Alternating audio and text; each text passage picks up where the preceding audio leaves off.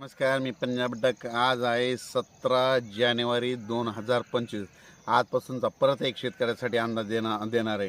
राज्यातल्या सर्व शेतकऱ्याला सांगू इच्छितो की म्हणजे आज 17 तारखे, उद्या 18 तारखेपासून राज्यामध्ये तीव्र थंडीची लाट येणार आहे, म्हणून हा अंदाज लक्षात घ्यायचा. आता ढगाळ वातावरण येणार नाही, उगा अंशात थोडं तुरळक राहील.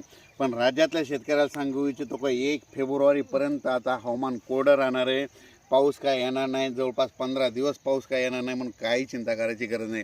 म्हणजे सांगायचं झालं तर म्हणजे 1 फेब्रुवारीपर्यंत हवामान कोरडं आहे, थंडी वाढतच जाणार आहे, म्हणून हा अंदाज लक्षात घ्यायचा. राज्यातल्या शेतकऱ्याला सांगू इच्छितो की राज्यामध्ये आता विभाग आहे बघू.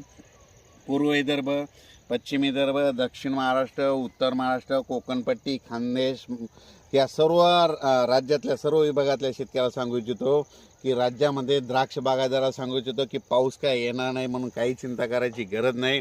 त्याच्यानंतर कांदा लागवडीवाल्याला सांगू इच्छितो पाऊस काय येणार नाही, काही चिंता करायची गरज नाही. कर्नाटक भागामध्ये तूर काढणं चालू आहे, कर्नाटक सीमालगत आपल्या महाराष्ट्रामध्ये तूर काढणं चालू आहे. त्या शेतकऱ्यांनी देखील तुरी काढा, पाऊस काय येणार नाही, म्हणून काही चिंता करायची गरज नाही. त्याच्यानंतर राज्यामध्ये धुळे जिल्ह्याकडे तिकडं मिरची वाळू घालतात, म्हणजे लाल मिरची वाळू घालतात, त्यांना सांगू इच्छितो पाऊस काय येणार नाही, तुम्ही वाळू घालू शकता. राज्यातल्या परत शेतकऱ्याला सांगू इच्छितो की राज्यामध्ये ज्यांच्याकडे समजा टरबूज खरबूज जे लागवड करतात त्या शेतकऱ्याला सांगू इच्छितो की राज्यामध्ये आता थंडीची लाट येणार आहे, म्हणून हा अंदाज लक्षात घ्यायचा. राज्यात आता पाऊस काय येणार नाही, सध्यामध्ये 1 फेब्रुवारीपर्यंत पाऊस येणार नाही, म्हणून हा अंदाज लक्षात घ्यायचा.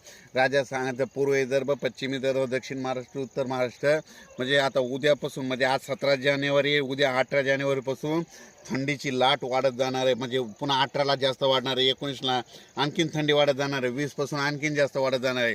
असं करत करत म्हणजे 1 फेब्रुवारीपर्यंत थंडी राहणार आहे, म्हणून हा अंदाज लक्षात घ्यायचा.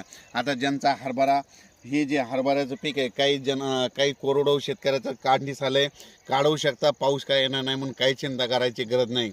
अचानक वातावरणात बदल झाला तर लगेच मेसेज दिला जाईल. धन्यवाद.